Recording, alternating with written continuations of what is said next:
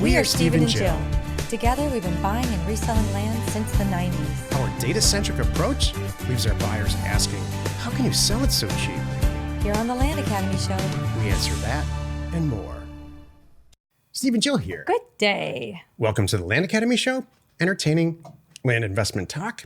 I'm Stephen Jack Butala. And I'm Jill DeWitt, broadcasting from sunny Southern California.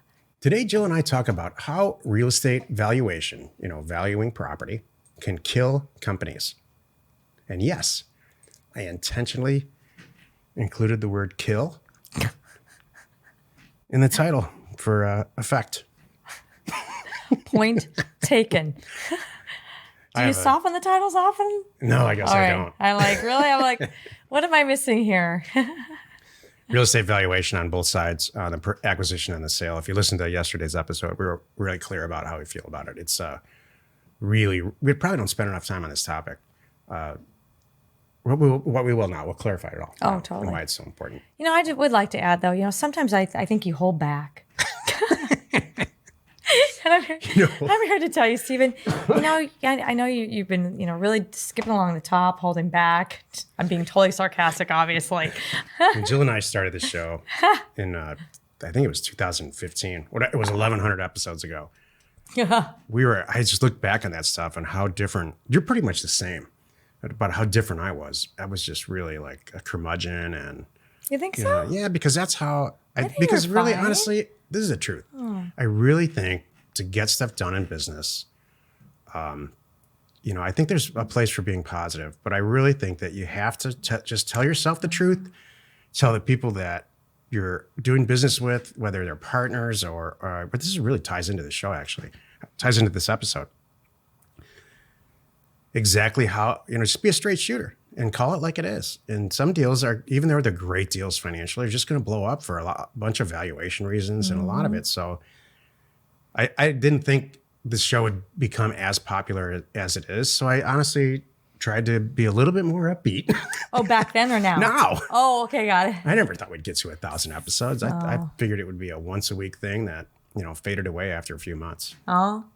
So I changed my attitude a little bit just to make it a little bit more interesting. But the truth of it is, and it'll come out on this episode because I've just opened that door for myself. You got to just be an honest, straight person and to get real deals done. That's very true. And you need to be fair with everybody involved, both on the buy side and the sell side. And that's what this show is about. Not being that's fair. what I wrote down too. Oh, good. Before we get into it, let's take a question posted by one of our members on the landinvestors.com online community. It's free. John S. asks, how do sellers say that they only use their title company that they've dealt with before? Even going as far to say as they'd pay for them if needed. Well, I'd take them up on that one, that's for sure. Seems strange to me that they'd be willing to foot the bill to use a title company on the sell side. Anything I should be concerned with? No. I think they're comfortable with them. They know Sally Smith. They've always worked with Sally Smith. Sally Smith lives around the corner. Maybe Sally Smith goes to church with them. I don't know.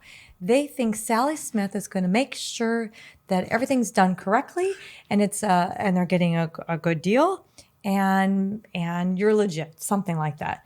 I have no red flags. This is very, very, very common.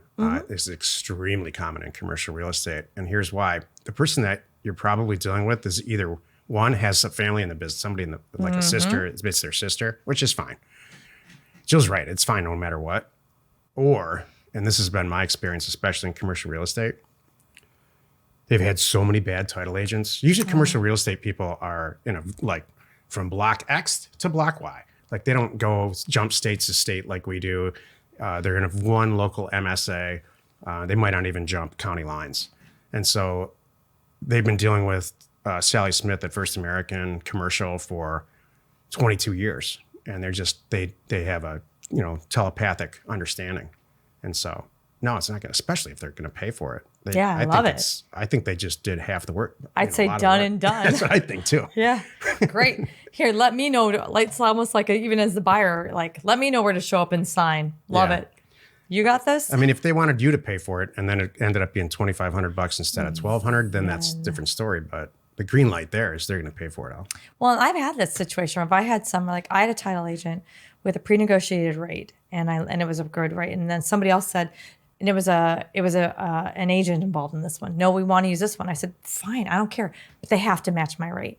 And that's money. That's easy to say. So he went to that agent, and the agent said, I can't match that rate. So they came back to mine. Yeah, they chose that agent that they love after 42 failures with other agents. Right. And I mean escrow agent, not title agent. Right. I mean real estate agent. Yeah. Today's topic, how real estate valuation, the property itself, valuing it, can kill companies. This is the meat of the show. I can sum this up in one sentence. Oh, I really want to hear it. You ready? Yeah. Okay. What kind of reputation do you want? That's it. Done. End of show. Here's what's worked for Joe. Here's the business model that's worked for Joe forever. Tens of millions of dollars we've created in equity for ourselves. And if that means we've created tens of millions for ourselves as wholesalers, triple that for the people who buy the property from us and then go resell it. Mm-hmm. And that's our business model. We're going to buy a property. Let's say the property is probably worth $50,000. We typically buy it for $10,000 or $15,000. We resell it to somebody for $30,000. We try to double our money. They couldn't thank us more. And then they maybe either go improve it. Maybe they just go and sell it for $50,000 after they're $30,000 into it. That's fine too. Maybe they sell it on terms. They do a bunch of stuff with it.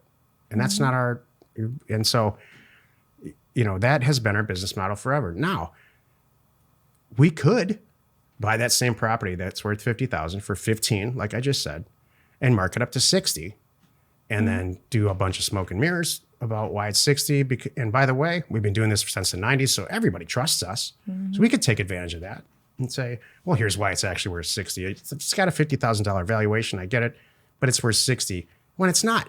Right. We just want to get as much juice out of the whole property as we can. This really bugs me, this topic. I know. It's okay. Hold on. Breathe. Maximizing value, especially on the south side, is the fastest way to not be a successful real estate investor. Again, what kind of reputation do you want? Yep.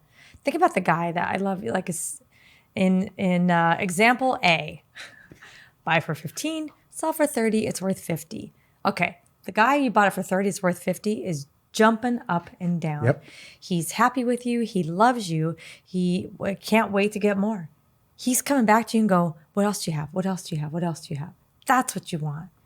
Not like what you just said. Buy for 15, sell for 60. And the guy is like feeling sick to his stomach, going, doggone it, I overpaid. What kind of people are those guys? Yes. Man, that just, he's not happy. Now I got to do this I got to try to make sure I get my money out of it. I overspent on this one. What am I going to do? He's never going to buy anything from you again. Exactly. Versus the first way, he's going to buy the rest of his properties from you. Exactly. Probably exclusively. Yep. And no questions asked. He knows how you roll. On the acquisition side, so the vast majority of the properties that we buy, people call us and say, oh my gosh, I got your letter. I would love to sell this property for $15,000. I know it's worth more, but I'm in a life circumstance, and maybe I'm not even I'm getting older, and I just don't care. Mm-hmm. And it's a garage sale mentality. I know that all the stuff in my garage is probably worth. I probably paid $10,000 for it, but I'm willing to let it go for $800 today because I just want to clean my garage out, and I'm going to go to work on Monday. Mm-hmm. So that's the same reason that people choose to sell real estate to us. It's a convenience factor. Mm-hmm. Could Jill go in on that $15,000 property, knowing that it's a garage sale, mm-hmm. and say, oh, I'm sorry, Mrs. Smith. I know I sent you a purchase agreement for $15,000. We're only willing to spend $7,000 now. And the vast majority of the time, they're going to say, yep, we just had a deal like this, Jill and I. It wasn't our decision. It was the person that is working with us on the deal. I thought it would be a good idea to do this. And the seller said yes, for much higher numbers than I'm describing now. Mm-hmm. And so that's why I'm writing this topic, because we had a personal situation with a partner that we're doing a deal with that went in and did this, reduced the acquisition of a house by $20,000. And the person immediately said yes. They're just totally taking advantage of the situation. Our person is, our partner. We've had it happen to us too. This is the thing too. What you don't want to do, I hate it when this happens, and it makes me so mad. I'll never do. We all know who I'm talking about. This individual when I explained the situations. He did it to us twice, I think. We had negotiated a multi-unit sale. And 2 days before closing day, he changes what I'm talking days. about. Okay, not even that. It was it the 30 last minutes hour? before it was getting funded. I'm going to send. We were on the south side. I'm getting ready to do the wire transfer, and I just looked at this again, and I can only pay X. And you're that far in. You're done. Yep. And the what are you deal's going to do? done. Everything's done. Yeah. You know. What kind of person is that? The last one. Maybe we was, should say his name. Just kidding. He's not in the business anymore. Oh, I well, checked, no at kidding. all. No, gee, I wonder why. Because I'm sure if he did it to us, he did it to other people Yeah. too. And that's the thing you don't want to This do. is a huge Also, deal. I will never do that. And that's the thing that we tell people on the phone. And this is the transparency I'm talking about. And this is what our buyers know and expect of us, which is, I sent an offer letter out. You sign it, send it back. It says on there, that's the amount net to you. I'm going to pay the fees. Yeah. I'm going to pay the closing costs. I'm going to do all that. And it really is true. They go, and I'm sure half the time they're going, wow, I really did get a check and 32 cents, as they said on the offer letter. That's really what I got. Yeah, I didn't change it last minute. Yeah. I'm not going to be that person. And even, you know what? Let me take it a step further, because this happens to us. Not very often, but more than once it's happened, and this is how we roll. We have got into situations and gone, oh, shoot. I didn't realize there was this much back taxes. Oh, shoot. I didn't realize that, man, there's an HOA and I got to catch that up. But you know what? I promised this lady this. I know I still have enough skin in the game. It's going to work. I'm not going to get as much out of it as I did, but it's the right thing to do. And that's how we roll. So, and I don't know if we even tell them that. I just know this is what goes on behind the scenes. I'm like, shucks. Usually for me, it's a learning moment with my team that, hey guys, we got to be sure we always check this stuff because we're not going to get as much on this deal. But hey, we promised, we have to follow through. So I'm going to flip this whole thing. I'm going to play devil's advocate. I'm going to flip it all 180 degrees. And here's some comments I've gotten over the years. If you had any integrity at all, you would pay this person the retail value of the property. I've had that comments from many, many, many people. And they just they're very, very unaware of what goes on in real estate. So some of you may be listening to this saying that exact sentence. Well, get off your horse, get off your high horse. You're paying people 25% of the value of this property. Yeah, we're doing them a favor. And they say that. We're doing it, we constantly in our acquisition process are saying, yeah, we know this is cheaper. We know this is cheaper. And we know if you don't want it, then sell it to us. Doesn't matter. If you want to sell it to us and you want to go hire a real estate agent, I've heard Jill's got a million lines like this. We wish you the best. And you know what I've seen her do actually? In a lot of cases, these properties come to us because the actual owner of record has passed away. So there's a lot of legal stuff that's got to be undone. And so they don't realize that. They just look at the property and they think it's worth 150 grand or whatever, some number. But they don't take into fact that if they went out to a lawyer and tried to undo the whole estate thing that didn't get done right and all of that, there's thousands and thousands of dollars, which, by the way, we do for free for the purchase of the price. So they end up coming back to us. So we've been around the block 50 times, and it's not a lack of integrity issue or taking advantage of anybody or any of that. I would say to that person, the next time you go to a garage sale, if there's a microwave there that's been used for 4 years and their purchase price was $200, I think you should give them $200 for that microwave. I agree, because it still works. Not the $10. And if you go to, who goes to a garage sale and says, that's got a $10 sticker on it, here's $10. No, you say, I'll give you $5 and I'll give me all this other stuff and I'm loading the car up. And in fact, I'll give you $150 for all of it. Right. Exactly. It's like I want to say, and you always pay full price, right? You tell when you're ringing up your items at the store, you always say, I don't want the sale price. I want the full retail value. Yeah, I haven't said my milk analogy lately, but when you go buy milk, you have three choices to buy a gallon of milk today. You can go to the convenience store right over here. It costs about probably $8 now.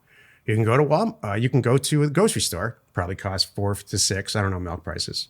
Or you can go to Walmart or Costco or something like that, where it's really cheap, like cost plus 10%, 15%. So it's $3 or $4. But you don't take it up to the counter and say, "This is an outrage.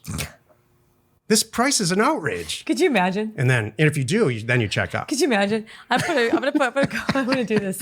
I'm gonna go to Circle K. I'm gonna buy a gallon of milk. I'm gonna put it on the counter and I'm gonna say, "Do you price match Costco?" Could you imagine? They would laugh at me. Like, no. We're spending a lot of time on this topic and we're throwing a lot of humor at it. But the fact is, it'll kill your company. You don't want to be maximizing price on the sell side and minimizing price or valuation on the buy side will kill your company. It'll kill it in less than a year. Word will get out. You don't want to be that person. Do the right thing. There's some properties that are in our system. I just saw, I've never seen anything like this. Again, we have some new people. And their prices are listed for this is what they negotiated, $192 a property. And so that just hit me in the face. I haven't seen that one yet. Some sellers getting taken advantage of, and I'm going to go undo this. It's not often that I get involved in these deals in our companies. And so, and I understand that when people are new and they've been trained their whole life to just barter and get stuff cheap as you can, and kind of maximize value on that deal, and that's not how we do this. Right. It's hard to convey that to somebody who's been doing it forever. It's true. Thank you. Join us next time for another interesting episode. And we answer your questions. Post on our online community found at landinvestors.com. It is free. You are not alone in your real estate ambition. Silence, Jill. I know. I was waiting for you. I thought you often have a lot to say here. I'm waiting for you in the after show. I actually ranted enough. Oh, you got it all out. Is that possible? This topic. Are you going to be quiet the rest of the day? You got it all out. That's like a woman's dream. Could you imagine? Yeah, he hasn't said anything in 2 days. Yeah. This is great. I'm good with that. We're both good with that. We're actually unusual people. Actually, we are. I don't want to say a lot, and you don't want to say a lot. It's like, woohoo, perfect. Jill and I were hanging out after work 2 days ago, and it's like I looked at her and said, "I don't think we said anything for 2 hours." She's like, "Yeah, isn't that great? It's awesome." It's perfect. The Land Academy Daily Show remains commercial free for you, our loyal listener. So wherever you are listening or wherever you are watching, please subscribe and rate us there. We are Steve and Jill. Information and inspiration to buy undervalued property.